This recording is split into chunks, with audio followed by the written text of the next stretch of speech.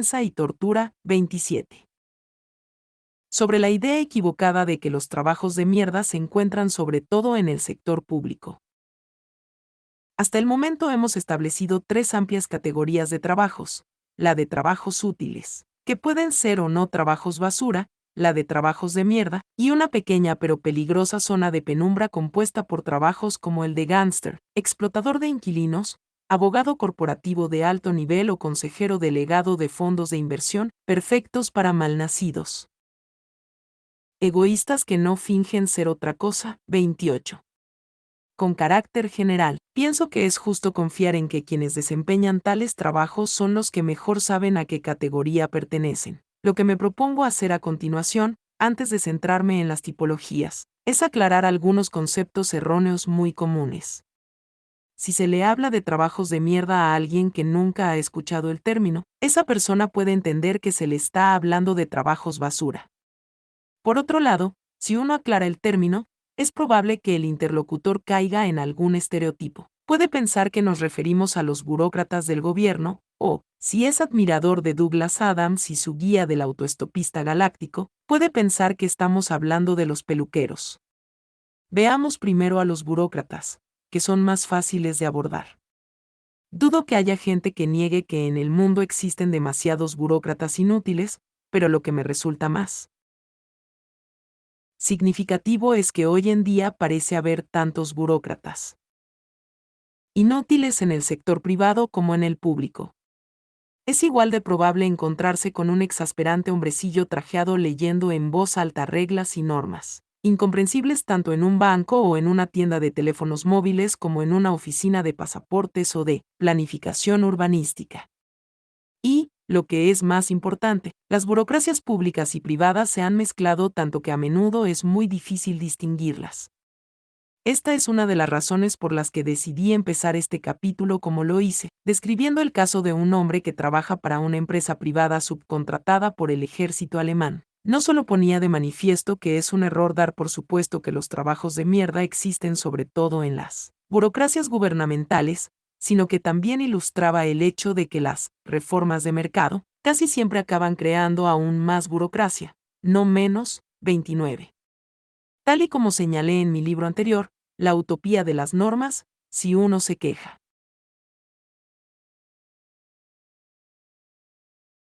de las trabas burocráticas de su banco, los empleados suelen excusarse diciendo que todo es culpa de las normas del gobierno, pero, si se investiga el origen real de tales normas, es probable que se descubra que la mayoría de ellas fueron escritas por los propios bancos. A pesar de ello, la idea de que el gobierno siempre tiene un exceso de normas de contratación y niveles innecesarios de jerarquía administrativa mientras que el sector privado está limpio de polvo y paja hoy en día está tan arraigada en la mentalidad de la gente que no parece haber prueba alguna que pueda arrancársela. No cabe duda de que parte de este error proviene de los recuerdos que tenemos del funcionamiento de países como la Unión Soviética, donde la política de pleno empleo forzaba a crear empleos para todo el mundo, fuesen o no necesarios. Por ello, la URSS acabó teniendo tiendas en las que los clientes tenían que pasar por 3 dependientes distintos para comprar una barra de pan, o equipos de obreros en los que en todo momento había un tercio trabajando y los 2 restantes estaban bebiendo, jugando a las cartas o echando la siesta. Casos como estos se utilizan siempre como ejemplos de lo que nunca ocurriría en el mundo capitalista. Pues lo último que haría una empresa privada que tiene que competir con otras empresas privadas sería contratar a gente que en realidad no necesita. Más bien al contrario, la queja habitual respecto al capitalismo es que es demasiado eficiente y que, en los lugares de trabajo privados, los empleados son presionados constantemente con incrementos de productividad, cuotas y vigilancia. Obviamente, no voy a negar que esto último es lo más habitual. De hecho, la presión sobre las empresas para que realicen recortes de personal e incrementen su eficiencia se ha redoblado, desde el frenesí de fusiones y adquisiciones de la década de 1980. Sin embargo, esta presión ha sido dirigida casi de forma exclusiva hacia las personas que se encuentran en la base de la pirámide, las que realmente fabrican, mantienen, arreglan o transportan cosas. Cualquiera que tenga que llevar un uniforme en su trabajo diario, por ejemplo, es probable que tenga que soportar no poca presión. 30. Los repartidores de FedEx y UPS tienen que ajustarse a agotadores planes de reparto diseñados con criterios de eficiencia científica. Mientras que en los niveles superiores de estas mismas empresas las cosas son distintas. La razón podemos encontrarla en la principal debilidad del culto gerencial a la eficiencia, en su talón de Aquiles. Cuando los gerentes comenzaron a sacarse de la manga estudios científicos sobre las formas más eficientes en tiempo y energía de utilizar la mano de obra, casi nunca se aplicaban las mismas técnicas a sí mismos, o, si lo hacían, los resultados solían ser los opuestos a los deseados. En consecuencia, en casi todas las grandes empresas, el mismo periodo que fue testigo de la aplicación despiadada de aceleraciones y recortes de personal en el sector del trabajo manual también vio la rápida multiplicación de puestos de gerencia y administración carentes de sentido. Era como si las empresas se dedicasen a ahorrar costes en los niveles más bajos y a utilizar esos ahorros para contratar a aún más empleados innecesarios en los más altos. Como veremos, en algunas de estas empresas sucedió literalmente así. El resultado fue que, del mismo modo que los regímenes socialistas crearon millones de pseudotrabajos proletarios, los regímenes capitalistas han acabado permitiendo, de algún modo, su sustitución por millones de pseudotrabajos de oficina. Más adelante examinaremos con detalle cómo ocurrió esto. Por el momento, permítanme recalcar que casi todas las dinámicas que vamos a describir se producen tanto en el sector público como en el privado, lo cual no es sorprendente, ya que hoy en día ambos sectores son casi imposibles de distinguir. ¿Por qué los peluqueros no son un buen ejemplo de trabajo de mierda? Si una reacción habitual es culpar al gobierno, otra de ellas es, curiosamente, culpar a las mujeres. Una vez que se desecha la idea de que no solo hablamos de burócratas del gobierno, muchos piensan que entonces debe tratarse sobre todo de secretarias, recepcionistas y demás personal administrativo habitualmente femenino. Está claro que, de hecho, muchos trabajos administrativos como esos son de mierda según la definición propuesta, pero dar por supuesto que las mujeres son las que principalmente acaban realizándolos no solo es sexista, sino que, en mi opinión, refleja una profunda ignorancia del verdadero funcionamiento de muchas empresas. En realidad, es mucho más probable que la asistente administrativa del subdirector o del gerente de redes estratégicas sea la única que esté haciendo un trabajo real, y que sea su jefe el que tiene tiempo para estar ocioso en su despacho jugando al World of Warcraft, y seguramente lo esté. Volveré sobre esta dinámica en el siguiente capítulo, cuando examinemos el papel de los lacayos. Por el momento me limitaré a señalar que disponemos de datos estadísticos sobre este asunto.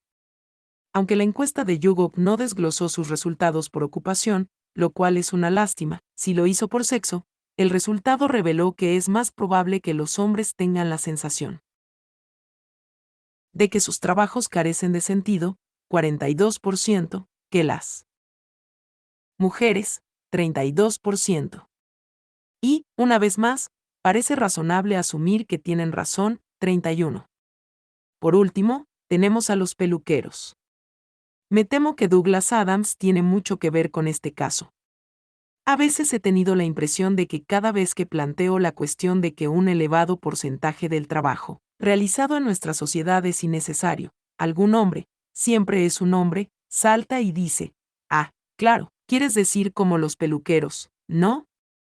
Muchas veces suelen aclarar que se refieren a la novela cómica y de ciencia ficción de Adams, El restaurante del fin del mundo, en la que los líderes de un planeta llamado Golgafrin-Cham deciden librarse de sus habitantes más inútiles, difundiendo una noticia falsa, que el planeta está a punto de ser destruido.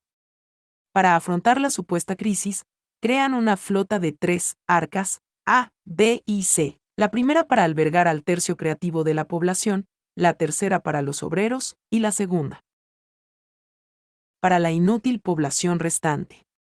Todos estarían en situación de animación suspendida y serían llevados a un nuevo planeta, pero en realidad solo se construye la nave B y se envía con rumbo D. Colisión al Sol. Los protagonistas del libro se encuentran por accidente a bordo de esta nave, e investigan una enorme sala llena de millones de sarcófagos especiales, ocupados por personas supuestamente inútiles a las que al principio dan por muertas.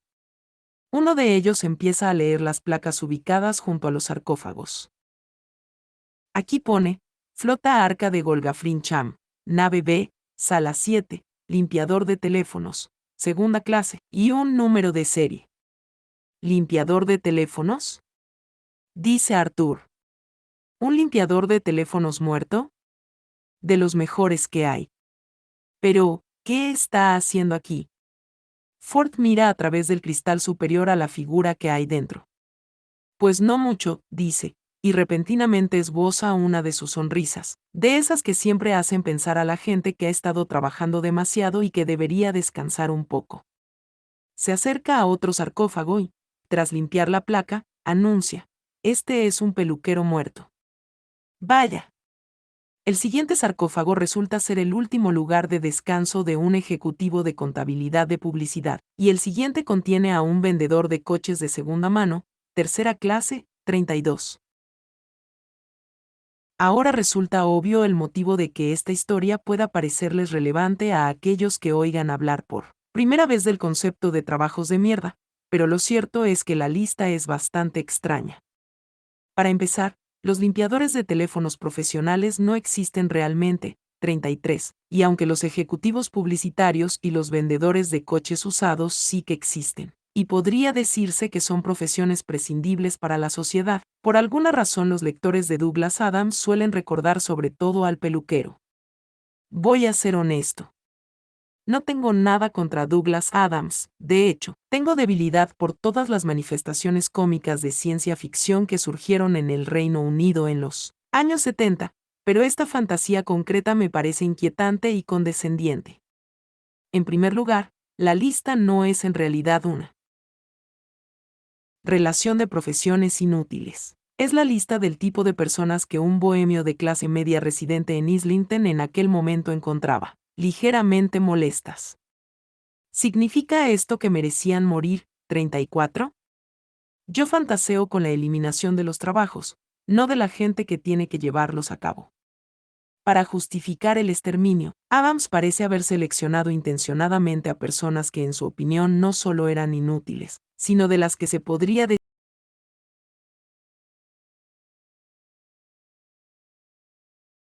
decir que les gustaba su trabajo o que se identificaban con él. Antes de seguir adelante, por tanto, consideremos el estatus de los peluqueros. ¿Por qué el trabajo de peluquero no es un trabajo de mierda? Bueno, la razón es precisamente la más obvia, porque la mayoría de los peluqueros no creen que lo sea.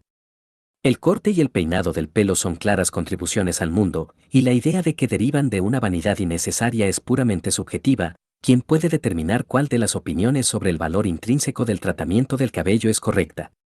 La primera novela de Adams, Guía del autoestopista galáctico, que se convirtió en una especie de fenómeno cultural, fue publicada en 1979, y me acuerdo bien de que el adolescente neoyorquino que era yo aquel año observaba cómo se agrupaban pequeñas multitudes ante la barbería de Astor Place para ver a los rockeros punkis hacerse elaboradas crestas púrpuras. ¿Estaba Douglas Adams sugiriendo que los que creaban esas crestas también merecían morir, o se refería solo a aquellos peluqueros cuyo estilismo no le gustaba? En los barrios de las clases trabajadoras, las peluquerías son también centros de reunión. Las mujeres de cierta edad y cultura se suelen pasar horas en la peluquería del barrio para intercambiar noticias y cotilleos locales. 35. Resulta difícil no tener la impresión de que, en la mente de los que consideran a los peluqueros como un ejemplo claro de trabajo inútil, está precisamente esta imagen. Parecen imaginar a un grupo de mujeres de mediana edad chismorreando ociosamente bajo sus secadores, mientras que otros arman un escándalo por los mínimos intentos de embellecimiento de unas personas que, según se sugiere, al ser demasiado gordas, demasiado viejas o demasiado obreras jamás serán atractivas. En realidad, todo ello no es más que esnobismo con una dosis extra de sexismo gratuito. Las objeciones al oficio de peluquero en base a estas razones tienen tanto sentido como decir que ser propietario de una bolera o tocar la gaita es un trabajo de mierda solo porque no nos gustan los bolos o el sonido de la gaita, ni tampoco las personas a las que sí les gustan. Es posible que algunos piensen que estoy siendo injusto. ¿Cómo sabes? Podrían objetar que Douglas Adams no se refería a los peluqueros de los pobres sino a los de los muy ricos. ¿Qué pasa con los estilistas superpijos que cobran unas cantidades desorbitadas de dinero solo por hacer que las hijas de los financieros o los ejecutivos cinematográficos parezcan singulares dentro de la moda capilar del momento? ¿No tendrán ellos la secreta sospecha de que su trabajo carece de valor o que incluso es pernicioso? ¿Acaso no es ese un trabajo de mierda? En teoría, por supuesto, debemos admitir que podría ser así, pero exploremos a fondo esta posibilidad. Obviamente, no existe una forma objetiva de evaluar la calidad que hace que el corte de pelo X cueste $15, el corte de pelo Y cueste $150 y el corte de pelo Z cueste $1.500. En este último caso, la mayoría de las veces, lo que el cliente está pagando principalmente no es más que la facultad de poder decir que puede pagar $1.500 por un corte de pelo, o tal vez que le ha cortado el pelo el mismo estilista que se lo corta a Kim Kardashian o a Tom Cruise. Hablamos, por tanto, de una clara exhibición de frivolidad y despilfarro. Pues bien, se podría argumentar que existe una profunda afinidad estructural entre la frivolidad derrochadora y la sandez, y, de hecho, algunos teóricos de la psicología económica, como Thorstein Veblen, Sigmund Freud o George Berkeley, han señalado que, en la cúspide de la pirámide de la riqueza. Pensemos en los ascensores chapados en oro de Donald Trump. La línea que separa el lujo extremo de la absoluta gilipollez es muy delgada, 36. Esta es la razón por la que, en los sueños, el oro suele estar representado por excrementos, y viceversa. Existe, de hecho, una larga tradición literaria, desde 1883, con el libro Avenir des Dames, El paraíso de las damas, del escritor francés Émile Zola, hasta innumerables números humorísticos británicos, que proclama los profundos sentimientos de desprecio y odio que los dueños y dependientes de todos los comercios de venta al por menor suelen sentir tanto por sus clientes como por los productos que les venden. Si el trabajador minorista cree verdaderamente que no aporta nada de valor a sus clientes, ¿se puede decir que tiene un trabajo de mierda? Yo diría que, de acuerdo con nuestra definición final, la respuesta técnica debería ser que sí, pero, al menos según mi propia investigación, en realidad el número de minoristas que piensan de este modo es bastante pequeño. Los proveedores de perfumes caros pueden pensar que sus productos son demasiado caros y que la mayoría de sus clientes son idiotas groseros y toscos, pero muy pocas veces piensan que la industria del perfume en sí misma debiera ser suprimida. Mi investigación demostró que, dentro de la economía de servicios, tan solo existían 3 excepciones significativas a esta norma: los proveedores de tecnología de la información, IT, los vendedores telefónicos y los trabajadores del sexo. Buena parte de los de la primera categoría y casi todos los de la segunda estaban convencidos de que lo que hacían era prácticamente un timo. El último ejemplo es más complicado, y nos lleva probablemente a un territorio algo más pernicioso, que excede los límites del trabajo de mierda, pero pienso que pese a todo vale la pena tenerlo en cuenta. Cuando llevaba a cabo la investigación, un cierto número de mujeres me escribió para contarme, o me contó personalmente, su época de bailarinas de barra, conejitas de Playboy, habituales de las páginas web de Sugar Daddies, etc. Y me sugirió que tales ocupaciones deberían ser mencionadas en mi libro. El argumento más convincente en este sentido me lo proporcionó una ex bailarina erótica, ahora profesora, que afirmaba que la mayoría de los empleos relacionados con el sexo debían considerarse trabajos de mierda porque, aunque reconocía que gran parte del trabajo respondía con claridad a una demanda real del consumidor, en su opinión algo funciona horriblemente mal en una sociedad que, de hecho, comunica a la gran mayoría de las mujeres de su población que son más valiosas bailando en un escenario entre los 18 y los 25 años de lo que serán el resto de sus vidas, sean cuales sean su talento o sus logros. Si una mujer puede ganar 5 veces más dinero desnudándose ante un público que ejerciendo como académica de prestigio, ¿no podría entenderse que el trabajo de artista de striptease es un trabajo de mierda solo por esa razón? 37. Es difícil rechazar un argumento tan poderoso. Y cabría añadir que el desprecio mutuo entre proveedores y usuarios de la industria del sexo suele ser mucho mayor del que se podría imaginar incluso en los locales más exclusivos. La única objeción que yo pondría es que el argumento no va lo bastante lejos. Para mí no es tanto que el trabajo de artista de striptease sea un trabajo de mierda, sino que su mera existencia nos muestra que vivimos en una sociedad de mierda. 38. Sobre la diferencia entre trabajos de poca mierda, trabajos de mucha mierda y trabajos de mierda absoluta. Por último, tengo que abordar, aunque sea muy brevemente, la pregunta inevitable: ¿qué pasa con los trabajos que solo son de mierda en parte? Es una pregunta difícil de responder porque hay muy pocos trabajos que no tengan al menos unos pocos elementos carentes de sentido o estúpidos. Es muy probable que, hasta cierto punto, este hecho sea un efecto secundario inevitable del funcionamiento de cualquier organización compleja, pero está claro que existe un problema, y que ese problema tiende a ir a peor. Creo que no conozco a nadie que, habiendo tenido el mismo trabajo durante 30 años o más, no tenga la impresión de que el volumen de chorradas ha ido aumentando con el tiempo. De hecho, podría añadir que esto también se ha producido en mi trabajo. Los profesores de educación superior cada vez nos pasamos más tiempo cumplimentando el papeleo administrativo. Y además se puede documentar, porque una de las tareas inútiles que nos exigen hacer ahora, y que antes no nos pedían, es rellenar encuestas trimestrales de distribución de tiempo, en las que registramos precisamente cuánto tiempo empleamos cada semana en el papeleo administrativo. Todos los indicios indican que esta tendencia se está acelerando. Tal y como señaló en 2013 la versión francesa de la revista SLAT, la bullshitization de l'economie en SQ haces debuts, la mierdificación de la economía acaba de empezar. 39. Aunque sea inexorable, el proceso de mierdificación es muy inconsistente y no afecta por igual a todo el mundo, por razones obvias. Influye en mayor medida en los empleos de clase media que en los de clase trabajadora, y dentro de estos últimos suele afectar más a los trabajos tradicionalmente femeninos. Muchas enfermeras, por ejemplo, se han quejado de que tienen que dedicar hasta el 80% de su tiempo a papeleo, reuniones, etc., mientras que los camioneros y los albañiles casi ni lo notan. En relación con este tema disponemos de algunas estadísticas. El gráfico 1 procede de la edición estadounidense del 2016-2017 State of Enterprise Work Report, informe 2016 a 2017 sobre la situación del trabajo en las empresas. Según esta encuesta, el tiempo que los oficinistas estadounidenses dicen destinar a sus obligaciones reales se redujo del 46% en 2015 al 39% en 2016, incrementándose proporcionalmente el tiempo asignado a responder correos electrónicos, del 12 al 16%, a reuniones ineficientes, del 8 al 10%, y a tareas administrativas, del 9 al 11%.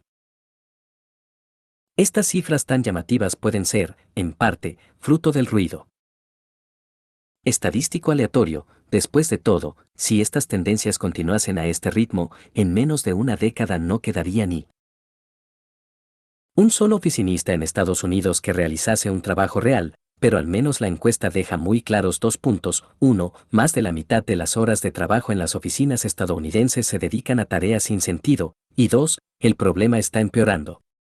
En consecuencia, puede decirse que, en efecto, hay trabajos que son parcialmente de mierda, los hay que son mayormente trabajos de mierda y otros son trabajos total y absolutamente de mierda. Este libro versa sobre esta última categoría, o, para ser más precisos, sobre trabajos total, absoluta y abrumadoramente de mierda, no trabajos de mierda en parte, en los que el porcentaje de mierda está en torno al 50%. No estoy en modo alguno negando que la mierdificación, de todos los aspectos de la economía, no sea un problema social muy serio. Basta con tener en cuenta las cifras antes citadas. Si entre el 37 y el 40% de los trabajos carecen por completo de sentido, y al menos el 50% del trabajo de oficina teóricamente útil también es inútil, podemos concluir que al menos la mitad de todo el trabajo realizado en nuestra sociedad podría ser eliminado y nadie notaría la diferencia. De hecho, es muy probable que tal cifra sea aún más elevada, porque no se están teniendo en cuenta los trabajos de mierda de segunda clase, los trabajos reales que se encargan de apoyar a los de mierda. En el capítulo 2 se profundiza más sobre este tema. Podríamos convertirnos fácilmente en sociedades dedicadas al ocio y al placer, implantando una jornada laboral de 20 horas semanales o incluso de 15. Sin embargo, en lugar de eso, nos encontramos condenados como sociedad a pasar la mayor parte de nuestro tiempo en el trabajo efectuando tareas que no creemos que aporten absolutamente nada al mundo. En el resto del libro trataré de explicar cómo hemos llegado a una situación tan alarmante. Gráfico 1. 2. ¿Qué tipo de trabajos de mierda hay? La investigación que he realizado me ha llevado a concluir que existen 5 tipos de trabajos de mierda, y en este capítulo describiré y expondré las características esenciales de todos ellos. En primer lugar, un breve comentario sobre esta investigación, basada en 2 grandes grupos de datos. Tras la publicación en 2013 del artículo que dio origen a este libro, titulado Sobre el fenómeno de los trabajos de mierda, varios periódicos de distintos países lo difundieron, a su vez, en la sección de opinión y también fue reproducido en numerosos blogs. En consecuencia, se realizaron un gran número de debates online sobre el tema, y en ellos muchos participantes se refirieron a sus experiencias personales con trabajos que consideraban especialmente absurdos o carentes de sentido. Escogí 124 de estas experiencias y dediqué un tiempo a clasificarlas. El segundo grupo de datos lo recabé de forma activa. Durante el segundo semestre de 2016 mantuve abierta una cuenta de correo electrónico exclusivamente dedicada a este tema y utilicé mi cuenta de Twitter para animar a las personas que creían que habían tenido o tenían un trabajo de mierda a que me enviasen sus testimonios de primera mano, 40. La respuesta fue impresionante, acabé reuniendo más de 250 testimonios de todos los tamaños, desde un único párrafo hasta todo un ensayo de 11 páginas en el que, además de detallar secuencias enteras de trabajos de mierda, se incluían reflexiones sobre las dinámicas organizativas o sociales que los habían creado, así como descripciones de sus efectos sociales y psicológicos. La mayoría de estos testimonios procedían de ciudadanos de países de habla inglesa, pero también me llegaron desde buena parte de Europa continental, así como de México, Brasil, Egipto, India, Sudáfrica y Japón. Algunos eran profundamente emotivos, o incluso dolorosos de leer, mientras que otros eran realmente divertidos. Por supuesto, huelga decir que todos ellos insistían en que no utilizase sus nombres reales, 41. Después de seleccionar las respuestas y eliminar el material no relacionado con el tema, me encontré con una base de datos de más de 110.000 palabras, que clasifiqué por colores. El resultado obtenido seguramente no cumple los requisitos necesarios para poder realizar un análisis estadístico, pero en mi opinión es una fuente de extraordinaria riqueza para llevar a cabo un análisis cualitativo, en especial si tenemos en cuenta que en muchos casos he tenido la oportunidad de plantear nuevas preguntas a los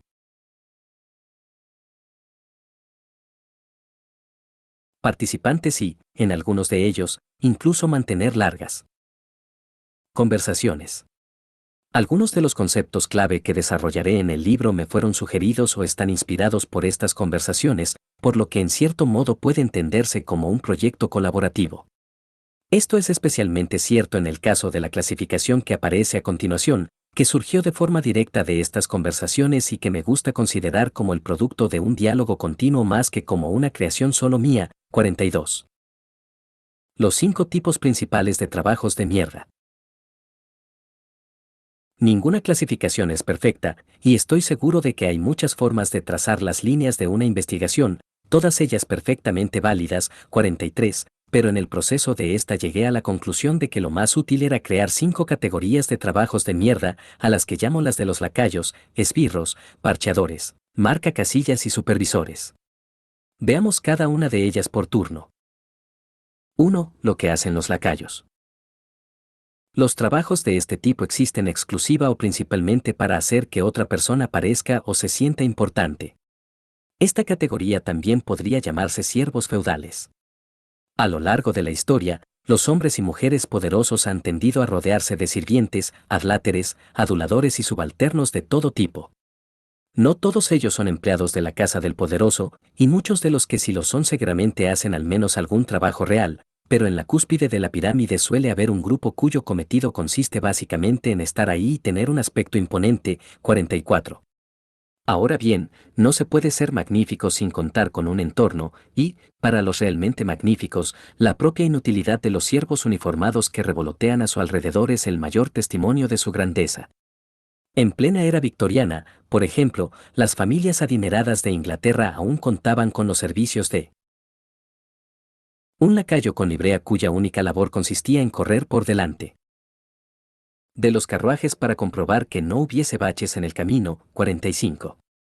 A esta clase de sirvientes se le suele asignar una tarea menor para justificar su existencia, pero no es más que un pretexto. En realidad, el objetivo principal es contratar a jóvenes atractivos con uniformes vistosos que se posicionen junto a la puerta con aire regio mientras sus amos reciben toda clase de atenciones, o que anuncien la llegada de otros magníficos precediéndoles con paso solemne.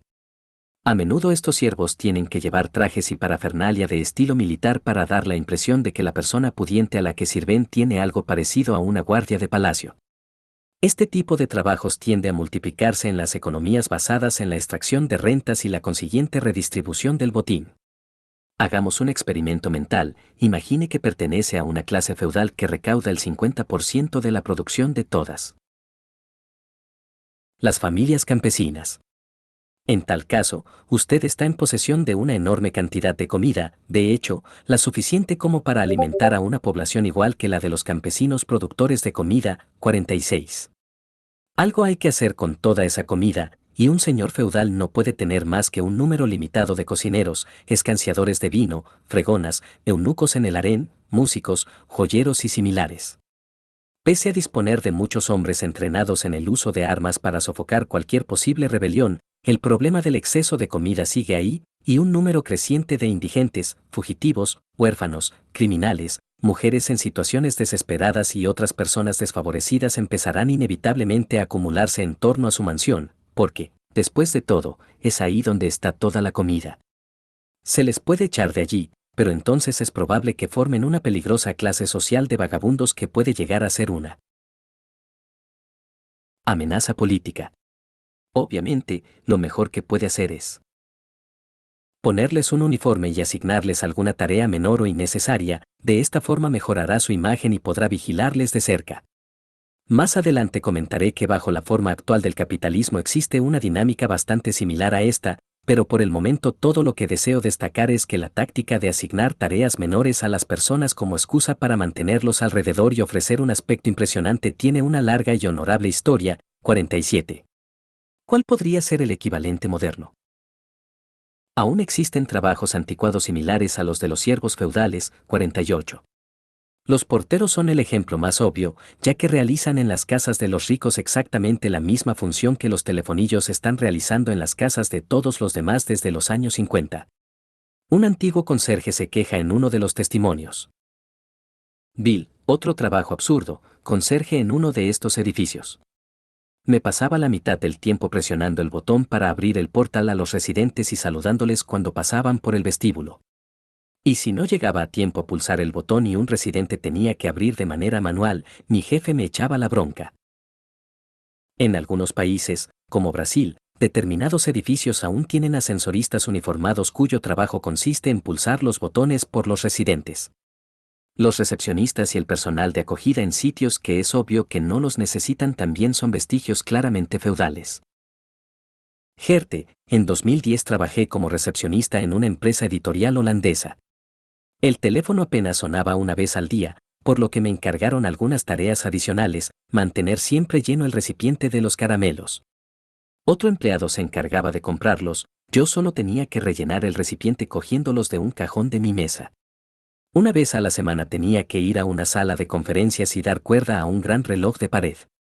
En realidad, esta tarea era bastante estresante, ya que me dijeron que si se me olvidaba o esperaba demasiado se caerían las pesas y tendría que pagar de mi bolsillo la reparación, lo cual no era nada barato. La tarea que más tiempo me llevaba era gestionar las ventas de productos Avon de otra recepcionista.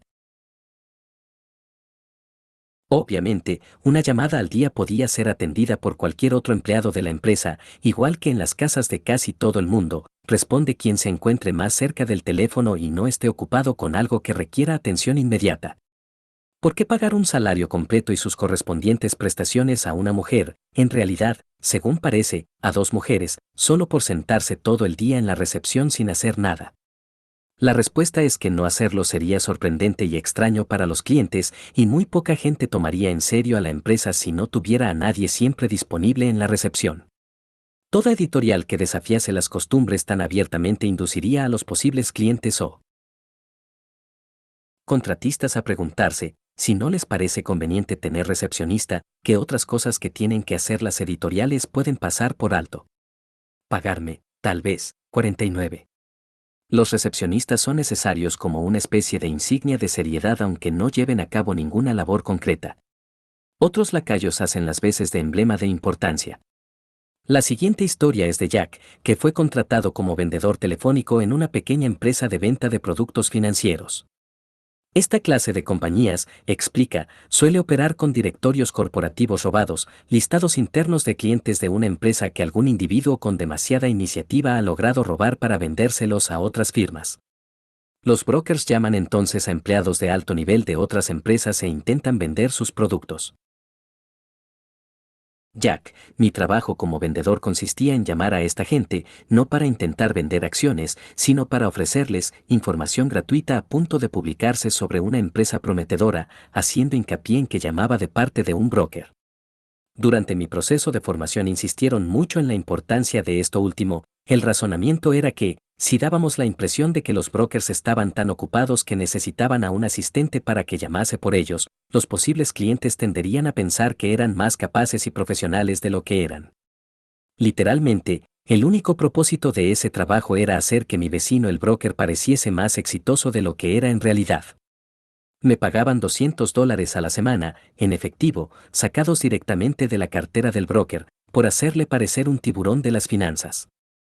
Sin embargo, para el broker yo no era solo un capital social que incrementaba su valor a ojos de los clientes, sino que, en la propia empresa, el hecho de ser un broker con su propio vendedor a cargo era un símbolo de estatus y, en un entorno tan hipermasculino e hipercompetitivo, uno muy importante.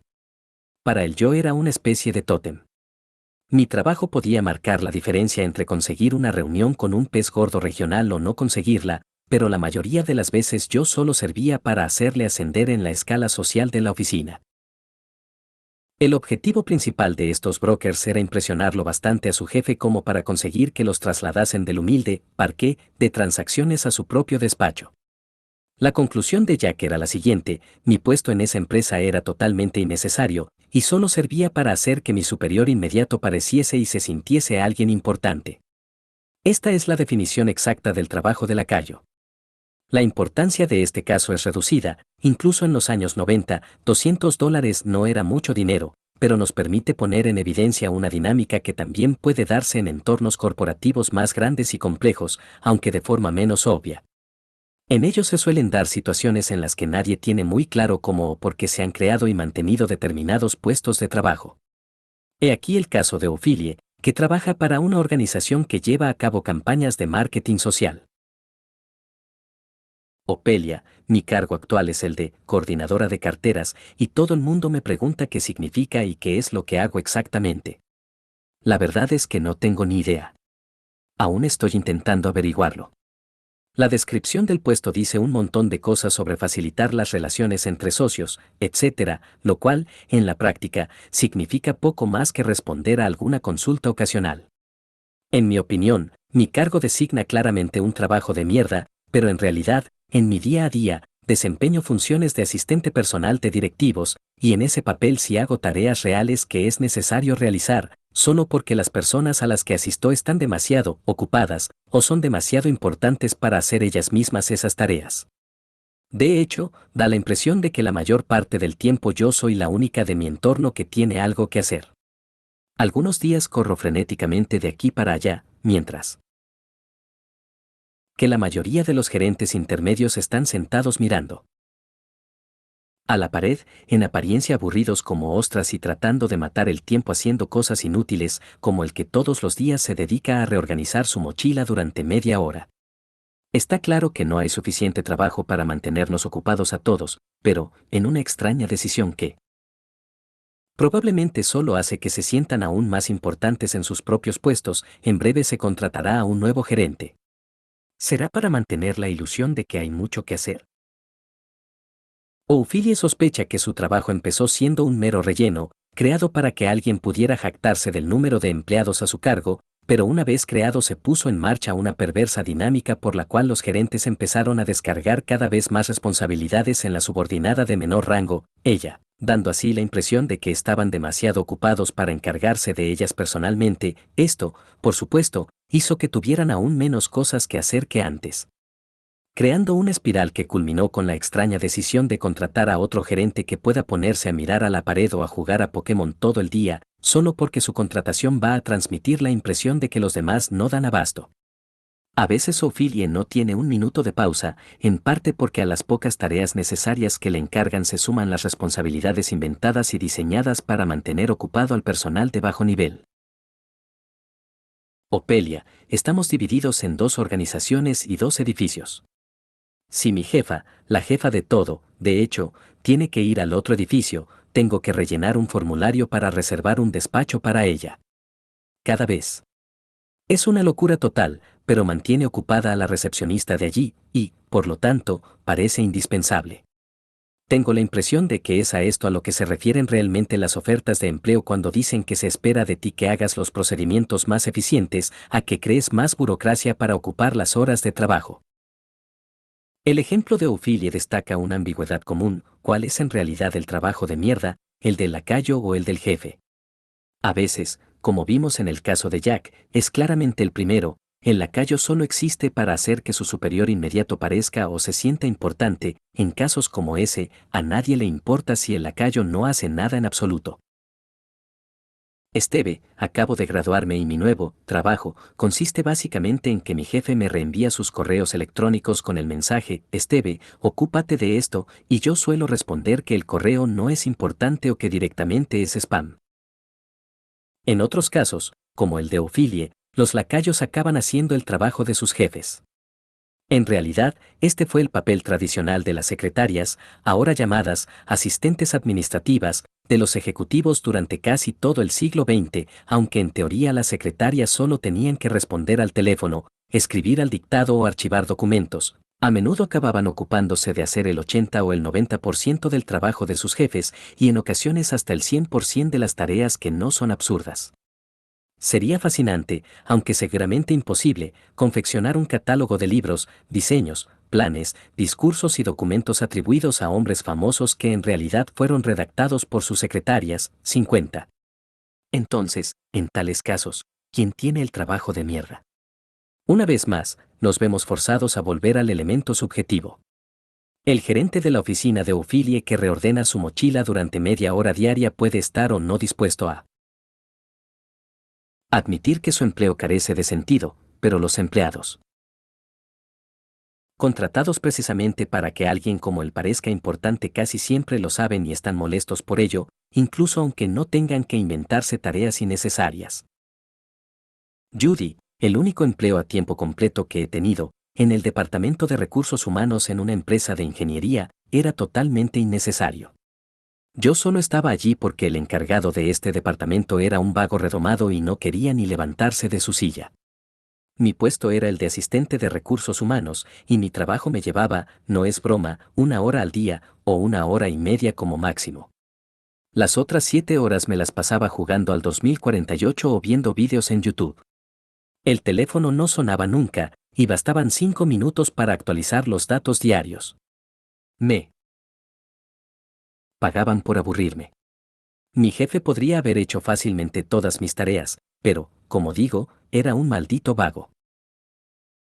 Cuando estaba haciendo un trabajo de campo antropológico en las tierras altas de Madagascar, me di cuenta de que en los lugares donde se encontraba la tumba de un antiguo noble local casi siempre había también 2 o 3 tumbas más modestas a su pie.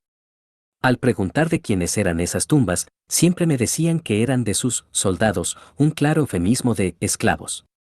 El significado era obvio: ser un aristócrata implica tener el poder de dar órdenes a los demás, incluso tras la muerte, si no se tienen subalternos alrededor, no se puede decir que se es un verdadero noble. En los entornos corporativos parece existir la misma lógica. ¿Por qué necesitaba una recepcionista la editorial holandesa? Porque una compañía ha de tener 3 niveles de mando para ser considerada una empresa real. En este caso concreto, tenía que haber un jefe y unos editores, y esos editores tenían que tener subalternos o asistentes, o, como mínimo, una recepcionista que hiciera las veces de subalterno colectivo de todos ellos, de otro modo, no sería una empresa, sino una especie de colectivo hippie. Una vez que se ha contratado al lacayo innecesario, el hecho de que éste tenga o no algo real que hacer es una consideración totalmente secundaria y depende de toda una lista de factores irrelevantes, por ejemplo, de que haya o no trabajo que hacer, de las necesidades o actitudes de los superiores, de las dinámicas entre géneros y de los límites institucionales. Si la empresa crece en tamaño, la importancia de los superiores se medirá casi siempre por el número total de empleados a su cargo, lo cual, a su vez, crea un incentivo aún mayor para que los que ocupan la cúspide de la pirámide organizativa primero contraten empleados y solo después decidan qué hacer con ellos o, posiblemente con mayor frecuencia, se resistan a los esfuerzos para eliminar puestos de trabajo que puedan estimarse superfluos. Como veremos, los testimonios de los asesores contratados para mejorar la eficiencia de grandes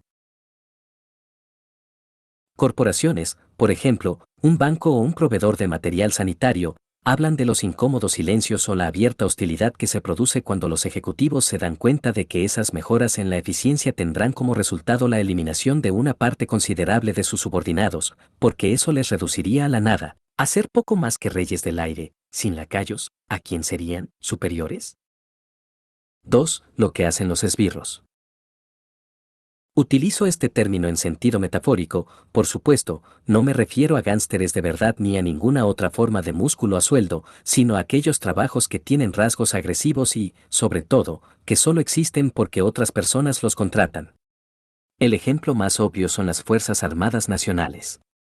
Los países necesitan ejércitos solo porque otros países tienen ejércitos. 51. Si nadie tuviera un ejército, no serían necesarios. Pues bien, lo mismo podría decirse de la mayoría de los grupos de presión, especialistas en relaciones públicas, vendedores telefónicos y abogados corporativos, además, como los esbirros de verdad, tienen un impacto bastante negativo en la sociedad. Creo que casi todos coincidirán en que, si desapareciesen todos los vendedores telefónicos, este planeta sería un lugar mejor, y también que la mayoría estaría de acuerdo en que, si se esfumasen todos los abogados corporativos, grupos de presión bancarios y gurús comerciales, el mundo sería cuando menos algo más soportable.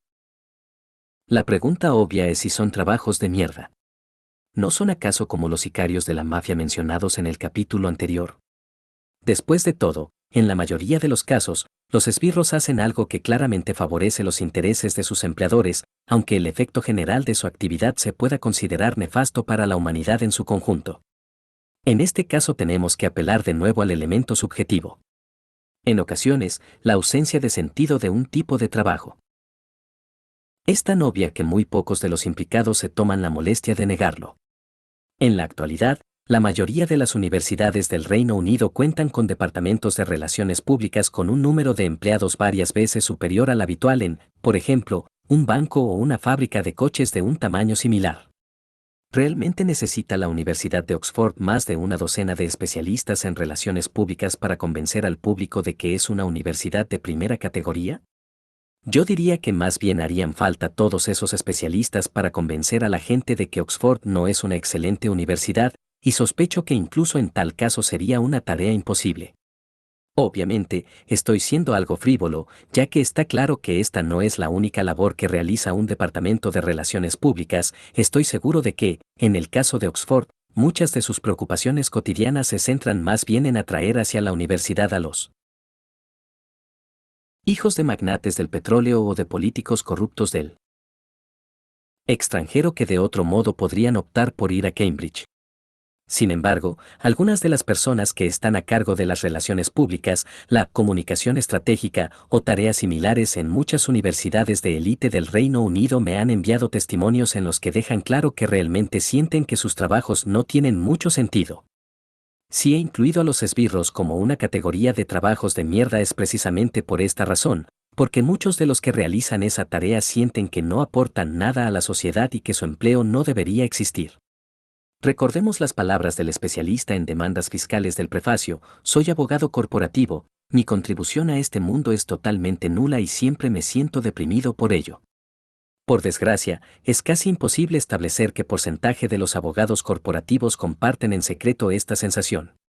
La encuesta de YouGov no segregaba los resultados por profesiones, y aunque mi propia investigación confirma que tal sensación está bastante extendida, ninguno de los que me hicieron llegar sus testimonios eran empleados de alto nivel, y lo mismo ocurre con los que trabajan en marketing o en relaciones públicas.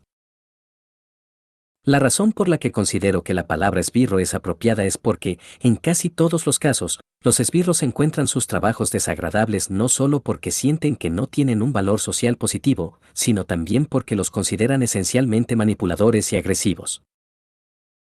Tom, trabajo para una gran empresa estadounidense de postproducción cinematográfica con sede en Londres. Hay partes de mi trabajo que siempre me han resultado divertidas y gratificantes: puedo hacer que los coches vuelen, que los edificios exploten y que los dinosaurios ataquen naves alienígenas para los estudios, ofreciendo entretenimiento a espectadores de todo el mundo. Sin embargo, últimamente un porcentaje cada vez más grande de nuestros clientes son empresas de publicidad. Nos hacen llegar sus anuncios de productos de marcas conocidas: champú, pasta de dientes, crema hidratante, detergentes, etc., y utilizamos trucos visuales para que parezca que estos productos funcionan mejor de lo que realmente lo hacen. También trabajamos en programas de televisión y en vídeos musicales: eliminamos las bolsas de los ojos de las mujeres, hacemos que el pelo parezca más brillante y los dientes más blancos, adelgazamos la figura de las estrellas de la música o del cine, etc. Para ello, eliminamos las manchas de la piel mediante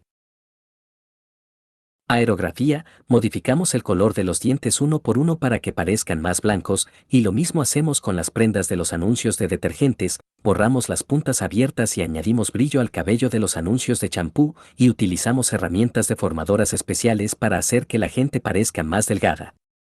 Estas técnicas se emplean literalmente en cada anuncio de televisión, además de en casi todas las series y muchas películas, en especial en las mujeres, pero también en los hombres. Básicamente, lo que hacemos es intentar conseguir que los espectadores se sientan mal por su aspecto durante los programas principales y después exagerar la efectividad de las soluciones ofrecidas durante las pausas comerciales. Me pagan 100.000 libras al año por hacer esto. Cuando le pregunté por qué consideraba que el suyo era un trabajo de mierda, en lugar de, digamos, perverso, Tom respondió: Tom, en mi opinión, un trabajo solo vale la pena cuando cubre una necesidad ya existente, o cuando ofrece un producto o un servicio en el que la gente no había pensado pero que de alguna forma realza o mejora su vida. Creo que hace mucho tiempo que dejamos atrás la época en la que la mayoría de los trabajos eran de este tipo. La oferta ha superado ampliamente a la demanda en muchos sectores, por lo que en la actualidad la demanda ha de ser creada de manera artificial. Mi tarea es una combinación de creación de demanda artificial y exageración de la utilidad de los productos vendidos para cubrirla. De hecho, se podría decir que ese es el cometido de todas las personas que trabajan en el sector de la publicidad o para él. Si hemos llegado a un punto en el que para vender productos primero hay que engañar a la gente para que piensen que los necesitan, entonces es muy difícil sostener que estos trabajos no son de mierda. 52. En el mundo de la publicidad, el marketing y la propaganda, esta clase de insatisfacción es tan fuerte que incluso existe una revista, Adbusters, algo así como Anuncios al Descubierto, producida por trabajadores del sector que están resentidos por lo que la industria les obliga a hacer para ganarse la vida y que desearían utilizar sus habilidades para hacer el bien en vez del mal, por ejemplo, para crear llamativas subversiones que ataquen a la cultura consumista en su conjunto. Tom, por su parte, no considera que el suyo sea un trabajo de mierda porque él se oponga a la cultura consumista, sino porque siente que su labor estética, como él mismo la llama, se ha convertido en algo coercitivo y manipulador. En su opinión, es preciso distinguir claramente entre, por decirlo así, la ilusión honesta y la deshonesta. Cuando se hace que un dinosaurio ataque a una nave espacial en una película, nadie piensa que esté viendo algo real, y lo mismo ocurre con los trucos de un mago. La diversión está en que todo el mundo es consciente de que está viendo un truco. Lo que ocurre es que no sabe cómo se ha hecho. Sin embargo, cuando se mejora sutilmente el aspecto de las celebridades, lo que se intenta es modificar las ideas inconscientes del espectador sobre cómo debería ser la realidad cotidiana, en este caso, los cuerpos de hombres y mujeres, con el fin de crear la incómoda sensación de que aquella en la que viven es un sustituto defectuoso de la verdadera realidad. Si las ilusiones honestas ofrecen regocijo al mundo, las deshonestas están diseñadas de forma deliberada para convencer a la gente de que su mundo es un lugar sórdido y deprimente. También recibí un gran número de testimonios de teleoperadores. Ninguno de ellos consideraba que el suyo era un trabajo de mierda por las condiciones asociadas al mismo, de hecho, estas parecían variar muchísimo entre agobiantes niveles de vigilancia y otros sorprendentemente laxos, sino porque el trabajo implica engañar o presionar a las personas para que hagan cosas que en realidad no les convienen. He aquí una muestra. He tenido unos cuantos trabajos de mierda como teleoperador en los que tenía que vender cosas que la gente no deseaba ni necesitaba, conseguir solicitudes de seguros o realizar absurdos estudios de mercado. Son ventas con señuelo, primero se ofrece un servicio, gratuito, después se pide $1,95 por una suscripción de 2 semanas para poder terminar el proceso y obtener lo que se deseaba comprar en un principio, y por último se acaba activando una renovación automática para un servicio mensual que es 10 veces más caro. No es solo que no exista una contribución positiva, sino que activamente se está realizando una contribución negativa a la vida de la gente. Tenía que llamar para ofrecerles tonterías que no necesitaban, como por ejemplo acceso a su calificación crediticia, con añadidos innecesarios, por 6,99 libras al mes, cuando ese dato podían obtenerlo de forma gratuita en cualquier otra parte. La mayor parte del servicio técnico solo cubría operaciones informáticas básicas que el cliente podía buscar con facilidad en Google. Creo que estábamos orientados exclusivamente a la gente mayor y a los que no tienen ni idea. Casi todos los recursos de nuestro centro de trabajo se dedicaban a enseñar a los empleados a convencer a la gente para que aceptase cosas que no necesitaban, en lugar de a resolver los problemas reales por los que llamaban. Está claro, por tanto, que lo que realmente molesta es la agresión y el engaño. En este caso puedo hablar por experiencia propia, pues en el pasado realicé esta clase de trabajos, aunque fuese por un periodo de tiempo muy breve. Hay pocas cosas menos agradables que verte obligado contra tu voluntad a intentar convencer a los demás para que hagan cosas que desafían el sentido común. En el siguiente capítulo, en el que hablo sobre violencia psicológica, analizaré este tema con mayor profundidad, pero, por el momento, baste señalar que esto es precisamente lo que significa ser un esbirro. 3. Lo que hacen los parcheadores. Los parcheadores son empleados cuyo trabajo solo existe porque en las empresas se producen defectos de funcionamiento o fallos, y estos empleados están allí para resolver problemas que no deberían existir. El término se utiliza sobre todo en el ámbito de la programación, pero creo que puede tener aplicación general. Un programador informático describe el sector de la siguiente manera. Pablo, tenemos básicamente 2 tipos de trabajos. Uno de ellos implica trabajar con tecnología básica resolviendo problemas difíciles y estimulantes. El otro es coger un montón de tecnología básica y, aplicando algún remiendo, hacer que funcione conjuntamente.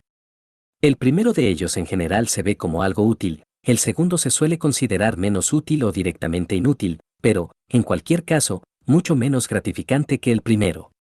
Esta sensación se basa probablemente en la observación de que, si la tecnología de base se hubiese creado como es debido, habría escasa o nula necesidad de hacer un apaño. Lo que viene a decir Pablo es que, con el creciente uso de software gratuito, freeware, los empleos pagados se reducen cada vez más a poner remiendos. Los programadores suelen estar dispuestos a realizar por las noches y sin cobrar el trabajo más interesante y gratificante, los desarrollos tecnológicos fundamentales, y eso significa que cada vez tienen menos incentivos para pensar en cómo hacer compatibles estos desarrollos, lo que, a su vez, supone que los mismos programadores se ven obligados a efectuar durante el día la tediosa, pero remunerada, tarea de hacerlos encajar. Estamos ante un tema muy importante, y más adelante analizaré con detalle algunas de sus implicaciones. Por ahora, solo consideremos el concepto de poner remiendos. La limpieza es una tarea necesaria, ya que las cosas se ensucian incluso estando inmóviles en un sitio, y el desarrollo normal de la vida suele dejar rastros que deben ser borrados, pero tener que ponerse a limpiar después de que alguien lo deje todo. Hecho un asco de forma gratuita e innecesaria es siempre muy irritante. Y, si la ocupación a tiempo completo de uno consiste en limpiar la suciedad que producen otros, el resentimiento puede ser considerable. Sigmund Freud hablaba incluso de la neurosis del ama de casa, una alteración que, en su opinión, afectaba a las mujeres obligadas a limitar sus horizontes vitales a limpiar lo que ensucian los demás, y que como forma de venganza se volvían fanáticas de la higiene doméstica. Este suele ser el mayor sufrimiento moral del parcheador, verse obligado a organizar la vida laboral en torno al cuidado de un determinado valor, por ejemplo, la limpieza, precisamente porque a la gente más importante no le importa en absoluto. Los ejemplos más claros de parcheadores son los subalternos cuyo trabajo es intentar arreglar el daño causado por superiores descuidados o incompetentes.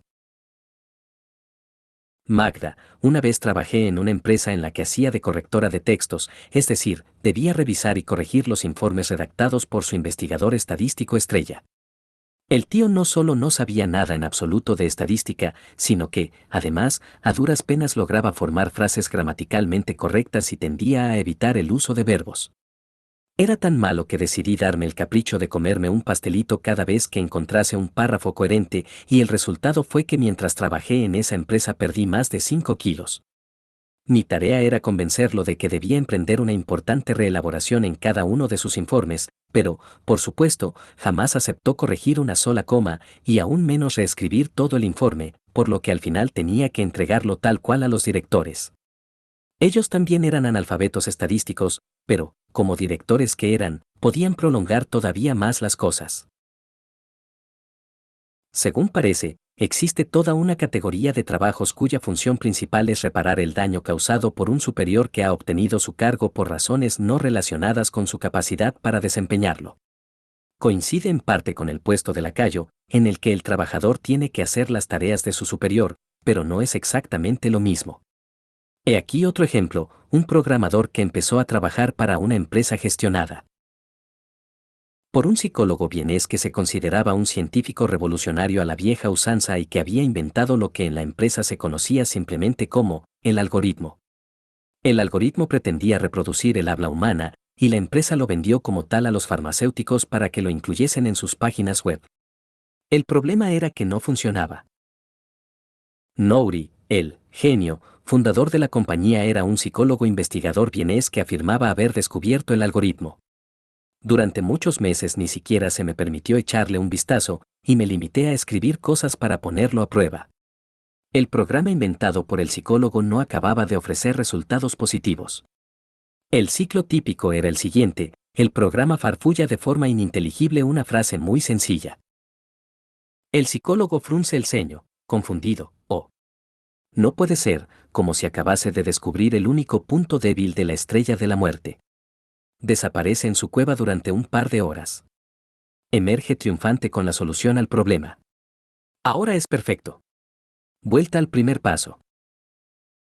Al final, el programador se vio obligado a incluir en las páginas web de la empresa algunas secuencias de rudimentarios comandos ELISA 53 para imitar el habla humana y ocultar el hecho de que el algoritmo no era más que un galimatías. Y la empresa resultó ser un proyecto basado en el puro ego dirigido por un consejero delegado subcontratado que también solía gestionar un gimnasio. Muchos trabajos de parcheadores tienen su origen en un fallo en el sistema que nadie se ha molestado en corregir. Son tareas que, por ejemplo, podrían automatizarse con facilidad, pero no se ha hecho porque nadie se ha molestado en intentarlo, porque el jefe quiere mantener el mayor número de subordinados posible, porque hay una cierta confusión estructural, o por alguna combinación de las tres cosas. Dispongo de unos cuantos testimonios de este tipo. He aquí una muestra. Trabajé como programador para una agencia de viajes y allí me encontré con un pobre empleado cuyo trabajo consistía en recibir por correo electrónico horarios actualizados de vuelos comerciales varias veces a la semana y copiarlos a mano en un Excel. Mi trabajo consistía en transferir información sobre los pozos petrolíferos del estado desde un juego de cuadernos en el que ya estaba anotada a otro distinto. Me pasaba las 7 horas y media de mi jornada laboral fotocopiando los registros sanitarios de veteranos de guerra, y los empleados teníamos que escuchar una y otra vez que comprar máquinas digitalizadoras era demasiado costoso. Tenía una única responsabilidad: atender el buzón de entrada de correo electrónico al que llegaban peticiones de empleados solicitando ayuda técnica, y cambiarles el formato antes de reenviarlos al servicio técnico. No solo era un ejemplo de libro de un trabajo fácilmente automatizable, sino que solía estar automatizado. Al parecer hubo algún tipo de desacuerdo entre varios gerentes que llevó al Consejo de Administración a implantar una estandarización que eliminó esta automatización. Socialmente hablando, el trabajo de parcheador ha sido tradicionalmente femenino.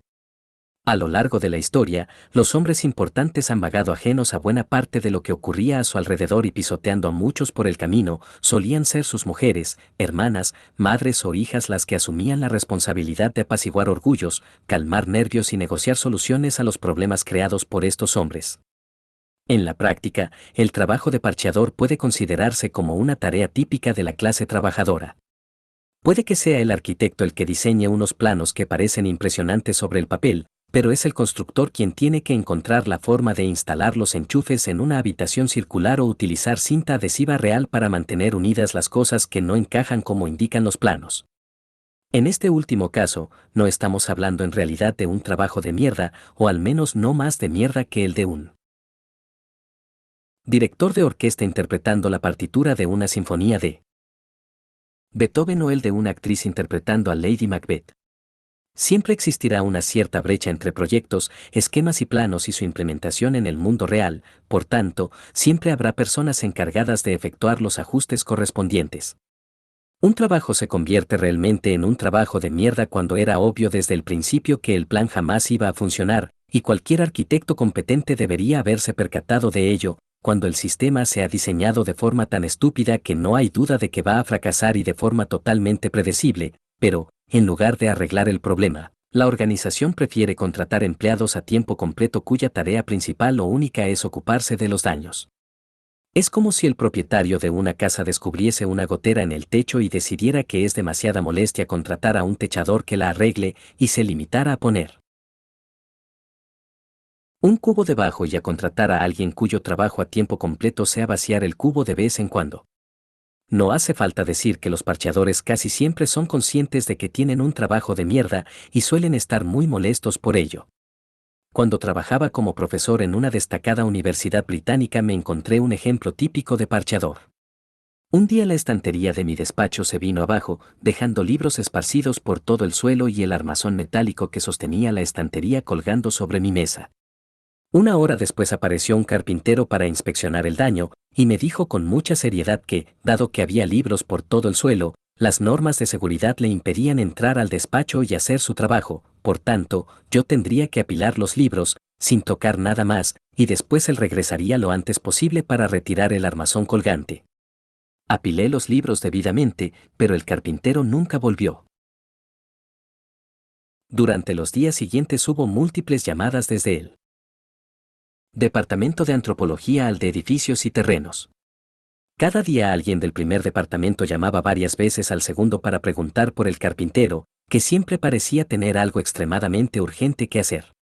Al cabo de una semana, había empezado a hacer mi trabajo en el suelo, en una especie de pequeño nido improvisado con los libros caídos, y me resultaba cada vez más obvio que había un empleado en edificios y terrenos cuyo único cometido consistía en disculparse por el hecho de que el carpintero no hubiese acudido. Parecía un hombre agradable, era sumamente educado y sereno, y siempre tenía un ligero asomo de nostálgica melancolía que lo hacía muy apropiado para el trabajo. Aún así, cuesta imaginar que estuviese especialmente satisfecho con su elección profesional, y lo que es más, no parecía haber ninguna razón aparente por la que la universidad no pudiera prescindir de sus servicios y utilizar el dinero de su sueldo para contratar a otro carpintero, en cuyo caso, de todos modos, su trabajo tampoco sería necesario. 4. Lo que hacen los marcacasillas. Utilizo aquí el término marcacasillas para referirme a aquellos empleados que existen única o principalmente para permitir que una empresa pueda afirmar que está haciendo algo que de hecho no hace. El siguiente testimonio es de una mujer contratada para coordinar actividades de ocio en una residencia de ancianos y discapacitados. Betsy, la mayor parte de mi trabajo consistía en entrevistar a los residentes y rellenar un formulario sobre sus preferencias de ocio que luego se introducía en un programa informático y se olvidaba para siempre. Por alguna razón, también el formulario en papel se guardaba en un archivador. A ojos de mi jefe, La cumplimentación de esos formularios era sin duda la parte más importante de mi trabajo, y ay de mí si me retrasaba un solo día en hacerlo. Muchas veces tenía que hacer un formulario para un residente de paso, solo para que se marchase al día siguiente. Tuve que tirar montañas de papel. La mayoría de las entrevistas solo conseguían molestar a los residentes, ya que sabían que todo era papeleo inútil y que nadie se iba a preocupar realmente por sus preferencias individuales. El aspecto más deprimente de los trabajos de marca casillas es que los encargados de hacerlos suelen ser conscientes de que no solo no contribuyen a alcanzar el objetivo propuesto, sino que en realidad lo están obstaculizando, porque desvían tiempo y recursos del objetivo en sí mismo. Por tanto, en este caso, Betsy sabía que el tiempo que empleaba en rellenar formularios sobre cómo deseaban entretenerse los residentes no se estaba empleando en entretenerlos de verdad. Si consiguió realizar algunas actividades de ocio con los residentes, afortunadamente, podía tocar el piano para ellos cada día antes de la cena, y eran unos momentos maravillosos, con cantos, sonrisas y lágrimas, pero como ocurre a menudo en tales situaciones, Betsy tenía la sensación de que esos momentos eran indulgencias que se le concedían como recompensa por llevar a cabo su principal obligación, que consistía en cumplimentar y archivar los formularios. 54. Todos estamos familiarizados con el formulismo burocrático, el sistema de marca casillas, como forma de gobierno.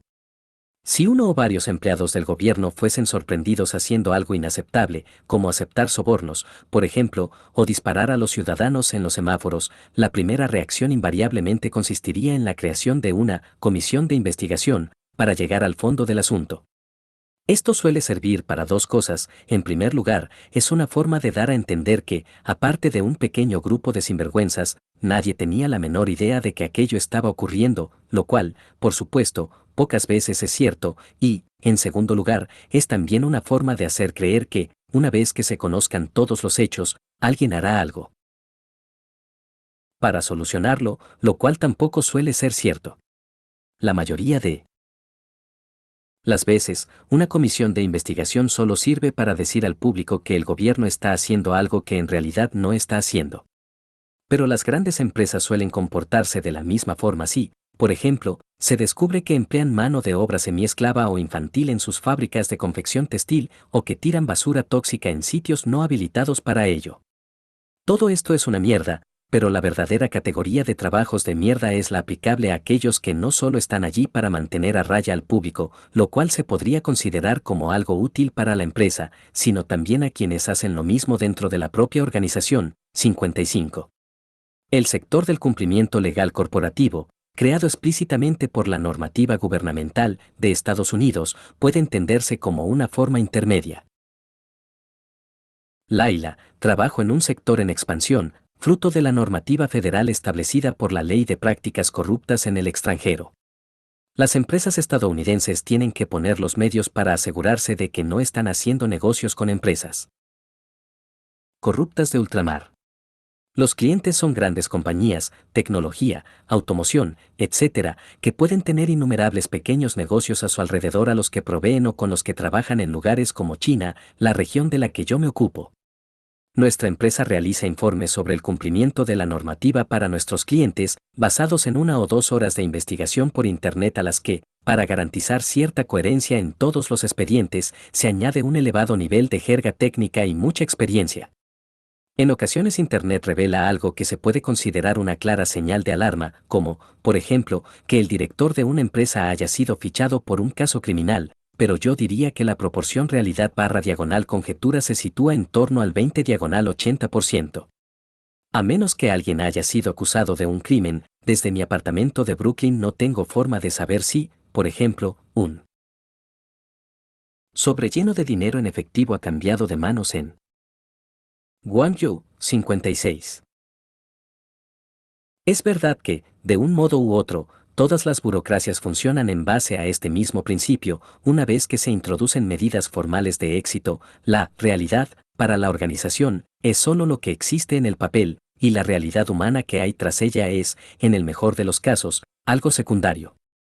Recuerdo con mucha claridad que, cuando yo no era más que un profesor novato en la Universidad de Yale, tuvieron lugar interminables discusiones sobre el caso de una estudiante de posgrado de arqueología cuyo marido había muerto en un accidente de coche el primer día del curso.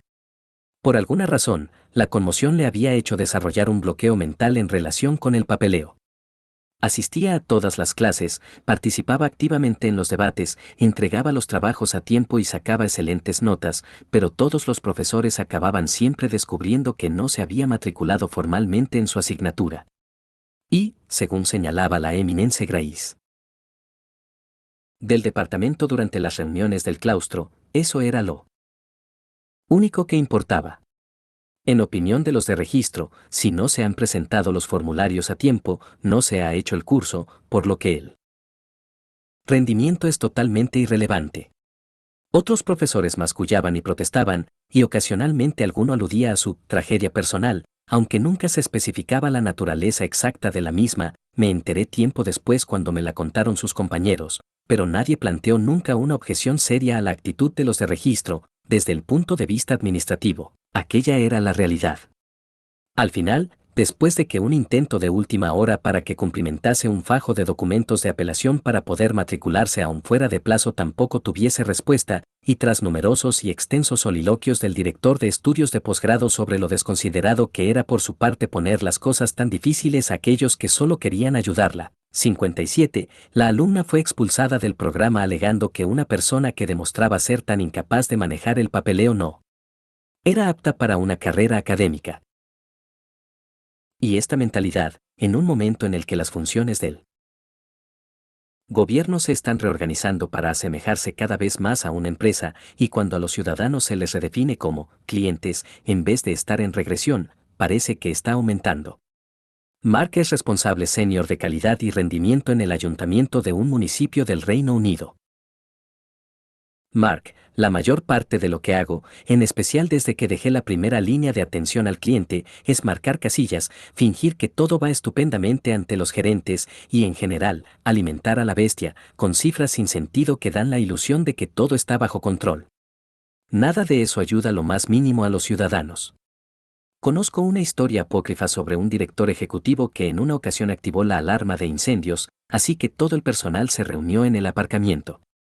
Entonces dijo que los empleados que estuviesen hablando con un cliente podían regresar al edificio de inmediato, que el resto de los empleados solo podrían volver cuando los que estaban con un cliente les necesitasen para algo, y así sucesivamente. Si yo hubiera sido uno de esos empleados habría estado en ese aparcamiento durante mucho tiempo. Mark continúa describiendo al gobierno local como poco más que una interminable secuencia de rituales marcacasillas que giran en torno a cifras objetivo, mensuales, cifras exhibidas en carteles por toda la oficina con un código de colores, verde para en aumento, ámbar para estable y rojo para en declive. Los supervisores parecían desconocer incluso el concepto básico de variabilidad aleatoria estadística, o, al menos, fingían desconocerlo, ya que, cada mes, aquellos que tenían cifras en verde eran recompensados y aquellos que tenían cifras en rojo eran presionados para esforzarse más. Casi nada de eso tenía una relación real con la oferta de servicios. Mark, trabajé en un proyecto que intentaba establecer unos niveles mínimos de servicios en el sector inmobiliario. El proyecto consistió básicamente en hacer falsas promesas a los clientes y tener largas discusiones con los gerentes durante las reuniones, y al final hubo que escribir un informe que recibió las alabanzas de dichos gerentes, sobre todo porque se presentó de forma atractiva. Después, el proyecto se archivó y, pese a que su desarrollo había ocupado muchas horas del personal, por no mencionar todas las horas que los vecinos pasaron rellenando cuestionarios o asistiendo a grupos focales, no se utilizó para mejorar absolutamente nada de la vida de los propios ciudadanos. Según mi experiencia, así es como funciona la mayoría de los departamentos de los gobiernos locales. 58. Me gustaría insistir en la importancia del atractivo físico del informe, porque es un tema que aparece con frecuencia en los testimonios relacionados con operaciones burocráticas y más en el sector privado que en el gobierno. Si la importancia de un gerente se mide en función del número de personas a su cargo, la manifestación material inmediata de su poder y prestigio es la calidad visual de sus presentaciones e informes. Las reuniones en las que se exhiben estos emblemas pueden considerarse los mayores rituales del mundo corporativo. Y al igual que el séquito de un señor feudal podía incluir a sirvientes cuya única labor, 59, era sacar brillo a la Armadura de sus caballos o atusar su bigote antes de los torneos o los desfiles, muchos de los ejecutivos actuales pueden tener empleados a su alrededor con el único propósito de que preparen bonitas presentaciones en PowerPoint o confeccionen mapas, dibujos, fotografías o ilustraciones para acompañar sus informes. Muchos de estos informes no son más que pura utilería en una especie de kabuki corporativo, nadie los lee de principio a fin, 60, pero eso no impide a los ejecutivos ambiciosos gastar alegremente del dinero de la empresa la mitad del salario anual de un empleado en su realización solo para poder decir, ah, sí, hicimos un informe sobre eso. Aníbal, soy asesor digital de los departamentos de marketing de empresas farmacéuticas internacionales. A menudo trabajo con agencias de relaciones públicas sobre este tema y escribo informes con títulos del tipo como mejorar el compromiso entre accionistas importantes del sector sanitario digital.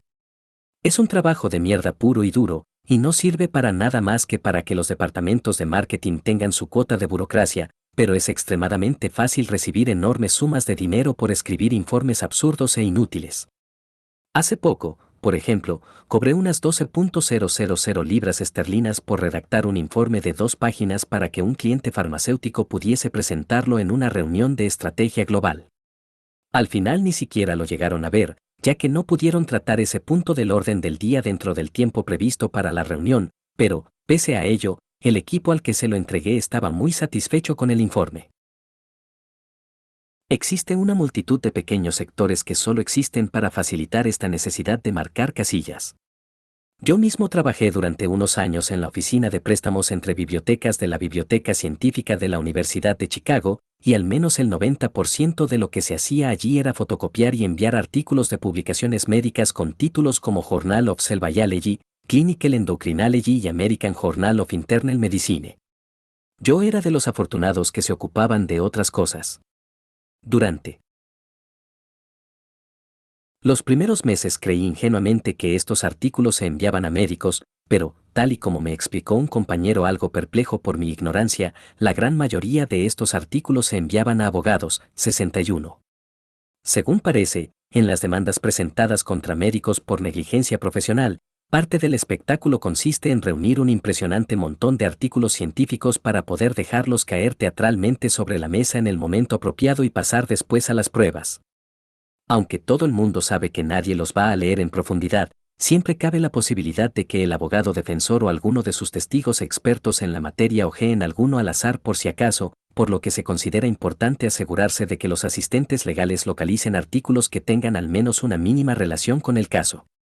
Como veremos en capítulos posteriores, las empresas privadas emplean toda clase de métodos para contratar a gente que las ayude a autoconvencerse de que están haciendo algo que realmente no están haciendo. Muchas grandes empresas, por ejemplo, tienen sus propias revistas o incluso sus propios canales de televisión, en teoría con el propósito de que sus empleados estén bien informados sobre acontecimientos y noticias interesantes, pero que en realidad existen casi exclusivamente para permitir que los ejecutivos experimenten la agradable sensación de ver una noticia favorable sobre ellos en los medios de comunicación o para saber qué se siente al ser entrevistado por personas que parecen y se comportan como periodistas pero que nunca hacen preguntas incómodas. Estos medios de comunicación tienden a pagar muy bien a sus guionistas, productores y técnicos, a menudo el doble o el triple del salario de mercado, pero nunca he conocido a nadie que realice esta labor a tiempo completo que no diga que es un trabajo de mierda. 62. 5.